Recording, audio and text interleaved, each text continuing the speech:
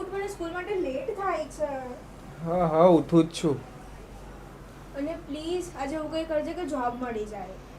હા હા ચિંતા નહીં કર, આજે જોબ મળી જ જશે. સારું ચલ, હું જાઉં છું. ધ્યાન રાખજે તારું. બાય, ધ્યાન બાય. રાખજે.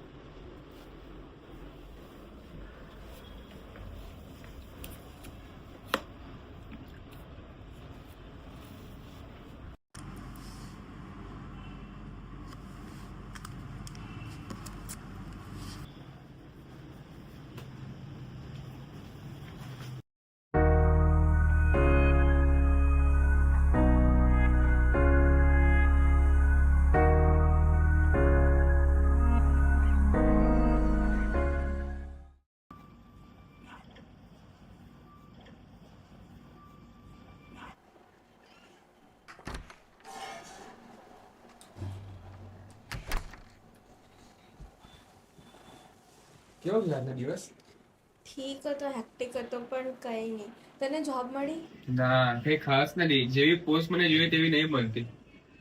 કંઈ વાંધો નહીં. મને કિચનમાં છે ને થોડું કામ છે, તો મેં કામ કરી લઉં. હું આવું મદદ કરવા?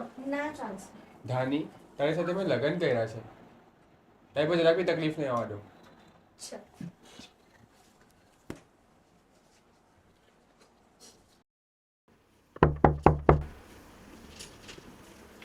બેન તમારું દૂધ. બેન પાછલા પૈસા બાકી છે. થોડા દિવસમાં આપી દઈશ. 2 દિવસમાં જોઈએ મને. આ વખતે થોડું એડજસ્ટ કરી લો. હું થોડા દિવસમાં આપી દઈશ, પાક્કું. સારું, જોઉં છું 2 દિવસમાં. આવજો.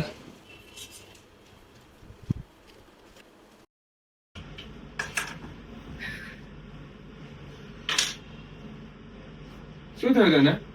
તને જોબ મળી? હતી એક, પણ મેં ના પાડી દીધી. મારા લાયક નહીં હતી. તે ના પાડી દીધી? સિરિયસલી આરવ, તને ખબર છે આખા ઘરની રિસ્પોન્સિબિલિટી છે મારા પર. ઘરમાં ખાંડ તક નથી અને તે ના પાડી દીધી. અરે મળી જશે જોબ. શું મળી જશે યાર? મને તારી સાથે વાત જ નથી કરવી. અરે પણ મારી વાત તો સાંભળ.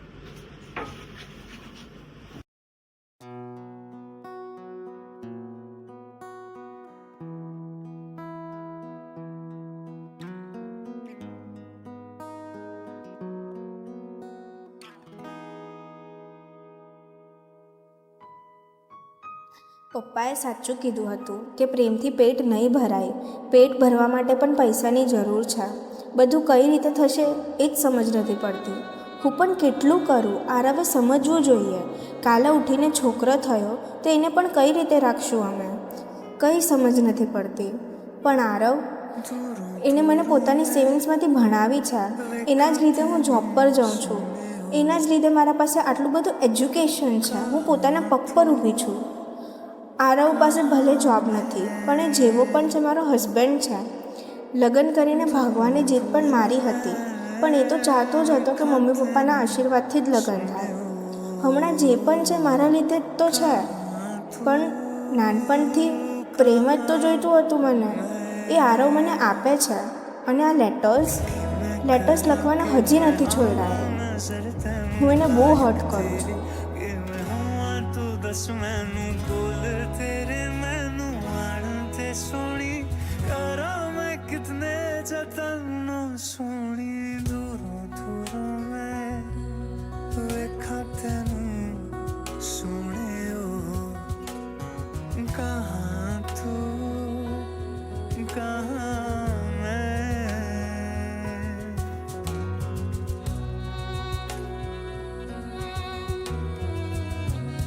वो कहंदी ज़हर वेख के पीता ते की पीता, इश्क सोच के कीता ते की कीता, दिल दे के दिल लैण दी लालच करी वे भुलिया जे तूने प्यार भी लालच नाल कीता ते की कीता।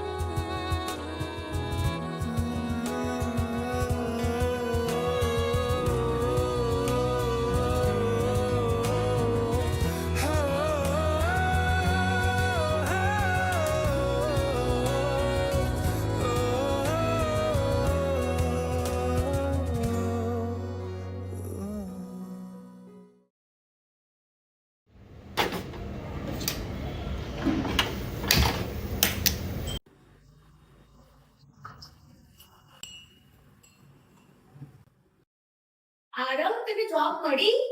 ના નાની કીધું તો ખરું રિજેક્ટ કરી દીધી. એ પોસ્ટ મને લાયક જ નહીં હતી. શું તે પાછું રિજેક્ટ કરી દીધું? તું કેટલી વાર રિજેક્ટ કરશે આરવ? અરે હું ટ્રાય કરું છું ને, મળી જશે જોબ. શું ટ્રાય કરું છું? આરવ આપણું લગ્નને 1 વર્ષ થઈ ગયો, બધી રિસ્પોન્સિબિલિટી છે તારે પર. હું આખું ઘર સાચવું છું અને ઘરમાં ખાંડ તક નથી, તને ખબર છે? અરે પણ થઈ જશે, હું જોબ કરું છું ને. શું થઈ જશે યાર? હું કંટાળી ગઈ છું આ બધી વસ્તુથી. હું કેટલું સાચવું?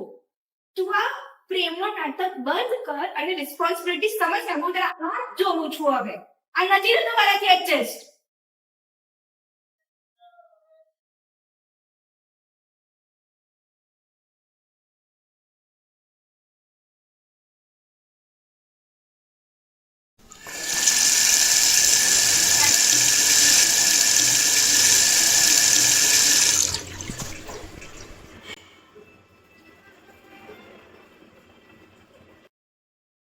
અભિનંદન મિસ્ટર આરવ, તમારી જોબ પાકી છે. Thank you sir. મોસ્ટ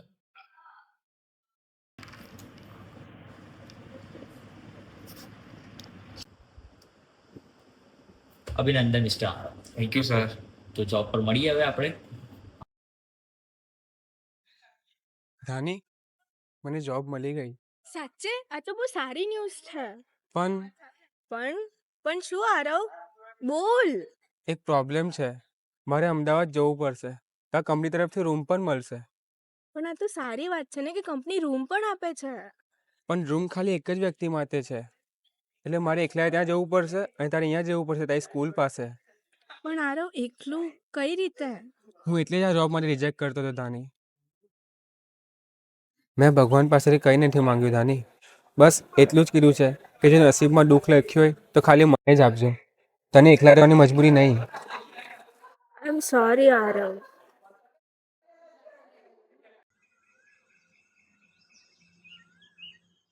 રસ્તો અલગ છે આપણો આજે. તું સ્કૂલ તરફ જશે અને હું બીજા શહેર તરફ. રસ્તો અલગ છે તો શું થયું? આપણી મંઝિલ તો એક છે, આપણો સાથ અને આપણું સપનું. દૂરી હશે પણ મારો પ્રેમ તો રોજ સવારે તારી સાથે જ ઉઠશે અને રાતના ફરી આવીને તારી પાસે જ બેસશે. તું તારા સપના તરફ જાય છે અને હું મારા. આ બંને સપનામાં આપણો સાથ છે. બસ એકવાર યાદ રાખજે, મારી દુનિયા હંમેશા તારી પાસે જ છે. અને મારી પણ તારી સાથે અને તારી રાહ જોશે.